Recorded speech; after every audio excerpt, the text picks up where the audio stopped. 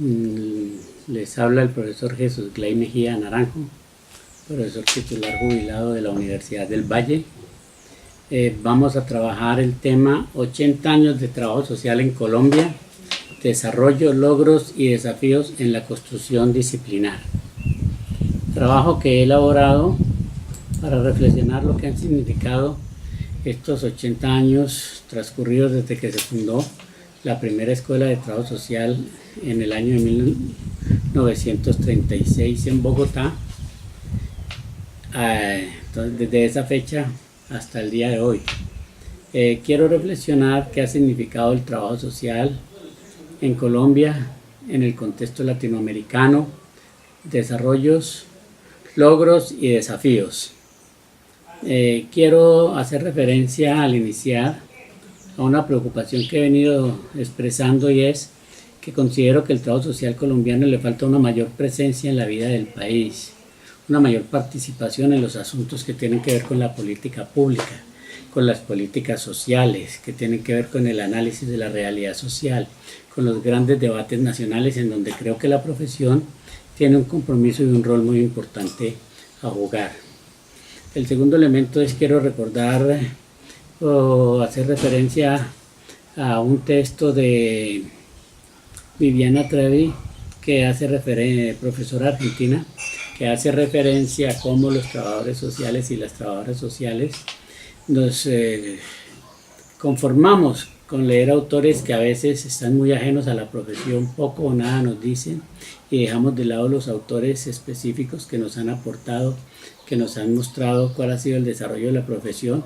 No quiere decir que los otros autores no sean importantes, lo son, pero lo cierto es que no podemos centrarnos solo en autores generales y que están por fuera de lo que ha sido el desarrollo y contexto de la disciplina. Es un llamado que hace Viviana Trevi, y es una tendencia que ha cogido fuerza en los últimos dos décadas en América Latina, iniciada, como decía, en la Argentina, hoy también retomada por algunos profesores de la Universidad Nacional, entre ellos Edgar Malagón, Gloria Leal, y en la del Valle, Claudia Bermúdez. Yo quiero también insistir en eso, la importancia de retomar nuestros precursoras, nuestros autores, nuestros desarrollos, y a la luz de desarrollos teóricos en el campo de las ciencias sociales, interpretar el rol de nuestra profesión y los compromisos que la profesión tiene como tal. Finalmente, pues quiero expresar que lo que quiero señalar son unos aportes, unas ideas polémicas. Quiero polemizar con algunos puntos de vista sobre el trabajo social. Lo hago con todo respeto, con toda consideración hacia los otros puntos de vista.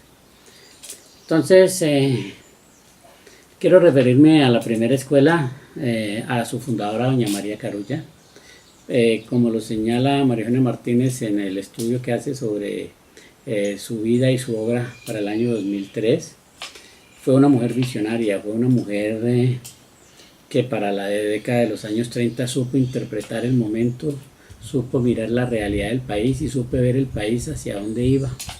De allí que consideró importante la vinculación de la mujer a la actividad pública. La mujer estaba relegada solo a la actividad doméstica, a la casa. Ella planteaba cómo la mujer estaba en igualdad de condiciones de hombre, y desde este punto de vista la mujer también debía acceder al espacio de la vida pública, debía acceder a los sitios donde también tenía desempeño el hombre, porque por su condición y su igualdad podía hacerlo sin negar los oficios de la casa, del hogar. Fue una tarea bastante titánica en su momento, pero logró vincular a la mujer a la esfera de lo público, de lo social. Vio y alcanzó a vislumbró la importancia de la profesión para el futuro del país, que creo que no lo negamos, lo reconocemos. Trabajo social hace una profesión muy importante, articulada a todo lo que tiene que ver con los programas sociales de desarrollo social, con el bienestar social, con la implementación de la política pública. Es quizás de las profesiones que mayor papel han jugado en lo que tiene que ver con la implementación de los programas sociales en Colombia. Su obra permanece, ha dado frutos que creo que hoy son bastante reconocidos a nivel nacional y en el campo internacional. Digamos, ese es como el papel de María Carulla. Ahora, el papel que jugó ya el trabajo social, la escuela por esa década, creo que ha sido muy importante también. La escuela significó un espacio de reflexión sobre la problemática social, la pobreza y el desarrollo social. Fue un espacio ya desde el cual se podían debatir estos asuntos en el plano académico. La intervención social tuvo un sello y fue el compromiso ético social del profesional, que marcaba cierta diferencia con otras disciplinas y que la ha marcado siempre, las marcó desde los inicios de la carrera. Y la intervención, los procesos de intervención asumen un enfoque de tipo preventivo, rompen con el solo enfoque asistencial que haya predominado durante muchos años, mucho tiempo. Entonces son tres aportes bien importantes que hace desde los inicios del trabajo social a lo que tiene que ver con la intervención social, con la implementación de los proyectos sociales, con el trabajo que se hace con las poblaciones. Sí. Aquí es bien importante porque esto ya se había expresado. Esto lo habíamos visto cuando por allá por los principios del siglo en la Universidad de Chicago se da esa relación entre sociología y trabajo social, cuando estas grandes pioneras, estas reformadoras sociales como Jane Addams,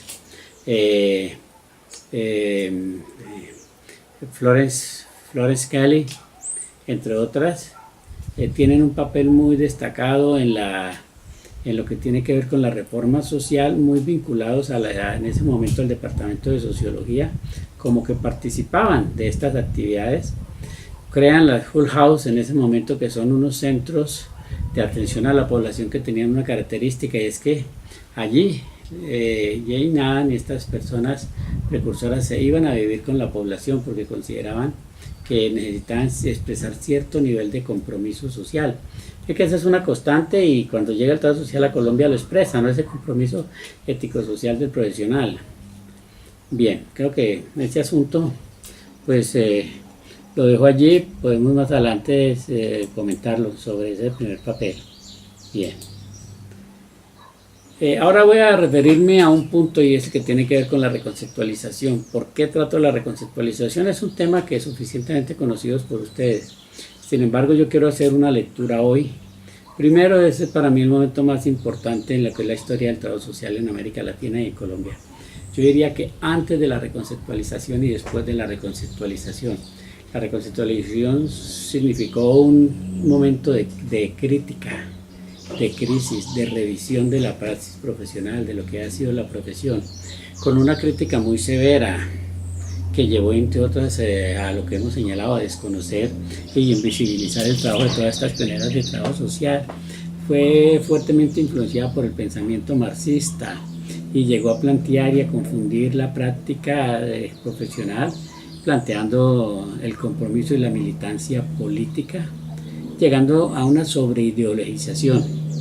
Pero tiene resultados, tiene logros importantes, vamos a mirarlos. De la reconceptualización podemos decir que tuvo dos momentos. Un primer momento que va desde mediados de la década de los años 60 hasta mediados de la década de los años 70, 76, unos 11 años. Este primer momento tuvo énfasis en la denuncia política, en el enjuiciamiento político de la sociedad, en el enjuiciamiento que se hace de las instituciones, de los programas, en el radicalismo marxista que niega los desarrollos que se habían logrado, que se invisibiliza a todos estos pioneros. Y hasta cierto punto, en un sentido mesiánico, éramos los salvadores, el trabajo social era el agente de cambio que iba a llegar a promover el cambio y hasta la revolución, como pudo suceder y como se planteaba en Aláez por allá por los años de 1973. Esto pues con la influencia del pensamiento de la época, ya hemos dicho el marxismo, el pensamiento de Mao, también de Mao Zedong, la teología de la liberación, muy en boga en ese momento a raíz del Concilio Vaticano II con Juan XXIII, y la pedagogía de la liberación de Paulo Freire. Fueron teorías todas que incidieron y que confluyeron en esta praxis cuestionadora del trabajo social. Ahora, este momento tuvo logros importantes. En este momento, indudablemente, se reconoce la importancia de la investigación, se recompone y se da un redimensionamiento a lo que tiene que ver con la metodología de intervención, una mayor articulación a las ciencias sociales. Y hay un mayor esfuerzo en este momento por una formación social, por una mayor fundamentación. Estos logros se avanzan, ¿no? En medio de esa crisis, de esa denuncia, de ese mesianismo, ¿sí? Y de un énfasis de tipo metodologicista, una metodología en donde se trae el marxismo y se mete en esquemas positivistas, un marxismo, una mala lectura del marxismo. Bien, digamos que a raíz de estas críticas y de estos cuestionamientos que se hicieron todos alrededor de una investigación denominada metodologismo, estallido de una época de Leila Lima y Roberto Rodríguez, hay un replanteamiento en el año 76 alrededor del quinto seminario latinoamericano de escuelas de trabajo social que se realiza en Bogotá, y se va a plantear a partir de 1976 el eje de la reflexión va a estar alrededor de las políticas sociales y de la investigación sobre las realidades nacionales. Esto va a ocupar el trabajo de ALAES y del CELAC, que eran los organismos promotores y quienes dirigieron este movimiento en América Latina. Esta segunda etapa del 76 va a ir hasta entrar a la década del 90, que coincide con la crisis de los organismos latinoamericanos de trabajo social, precipitada entre otras por la retiro por el año 1992 de la financiación que la Fundación Konrad Adenauer le daba a estos organismos, a la AES y a CELAC. Y por un factor que siempre lo he sostenido, es que falta una visión prospectiva y política de parte de quienes dirigieron el CELAC y ALAES. Visión prospectiva que se negaba por considerar que era también un pensamiento capitalista. Esto hace que se llegue al año 92 sin haber previsto el futuro financiero de los organismos, se hace que los organismos colapsen y definitivamente termine ALAES en manos de unos nacionales en el Perú, el CELAC, y ALAES disuelta finalmente en el año 2006 en el Congreso Latinoamericano en Santiago de Chile, para recrear una institución nueva que denominada ALAES, que pienso que va a girar más alrededor de la influencia de los brasileros y del trabajo social crítico. Y a mi juicio no logra posicionarse en el continente latinoamericano. Bueno, visto estos dos momentos, sus características, ¿qué nos dejó el trabajo, qué nos dejó el movimiento de reconceptualización? Yo hoy pienso que lo tengo claro. Reconceptualización logró lo que podía lograr. Logró una formación política y el sentido crítico en el profesional. Eso es muy importante y es básico, no solo en el profesional, sino en el ciudadano. El ciudadano debe tener una formación política y tener un sentido, una mirada crítica. Pienso que eso se despertó y se desarrolló a partir de la reconceptualización, esa mirada, esa formación política y ese sentido crítico social. Eso es válido, eso es importante. Para mí otra ganancia tuvo que ver con la reestructuración y revisión académico-curricular. Pienso que no hay escuela de América Latina que no haya revisado su plan de estudios, su pensum académico a raíz de todos estos cuestionamientos y este movimiento de reconceptualización y de todos los seminarios y eventos que acompañaron este proceso, porque fueron muchos en ese momento convocados por el CELAC y ALAES. Yo diría que cada 3 meses había algún evento de escuelas en el continente, ¿sí? Esto lleva a que los programas de estudio sean reestructurados y probablemente a que mejoren en aspectos teóricos, en aspectos de investigación, en aspectos del perfil profesional, en aspectos metodológicos.